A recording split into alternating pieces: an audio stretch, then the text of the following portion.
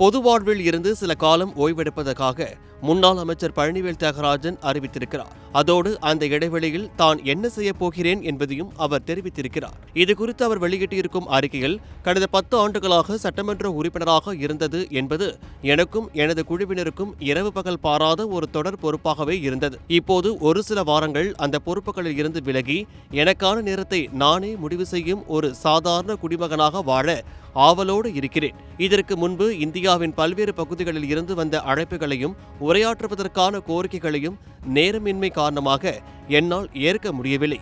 இனி அவற்றை ஏற்க முடியும். நான் அமைச்சராக இருந்த காலத்தில் வெளிநாடுகளில் நடக்கும் நிகழ்ச்சிகளில் கலந்து கொள்ளவும் சொற்பொழிவு ஆற்றவும் வந்த அழைப்புகளை ஏற்க எனக்கு பலமுறை அனுமதி மறுக்கப்பட்டது.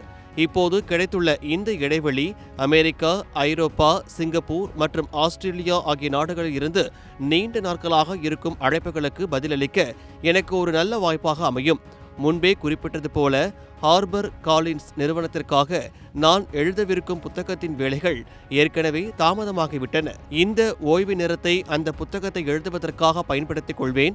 மேலும் சமீபத்தில் நான் 60 வயதை எட்டியுள்ளதால் எனது அன்றாட பழக்க வழக்கங்களை முறைப்படுத்தி உடல்நலத்தை மேலும் மேம்படுத்திக் கொள்ள விரும்புகிறேன்.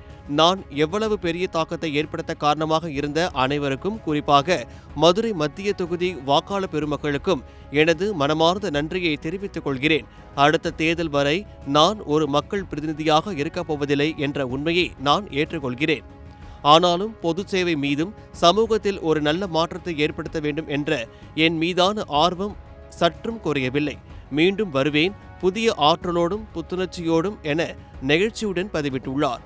அவரின் இந்த பதிவு சமூக வலைதளங்களில் வைரலாக பரவி வருகிறது. இதை பார்த்த பலரும் மிகுந்த வலிமையோடு மீண்டு வாருங்கள் சார் என அவருக்கு ஆதரவாக பதிவிட்டு வருகின்றனர்.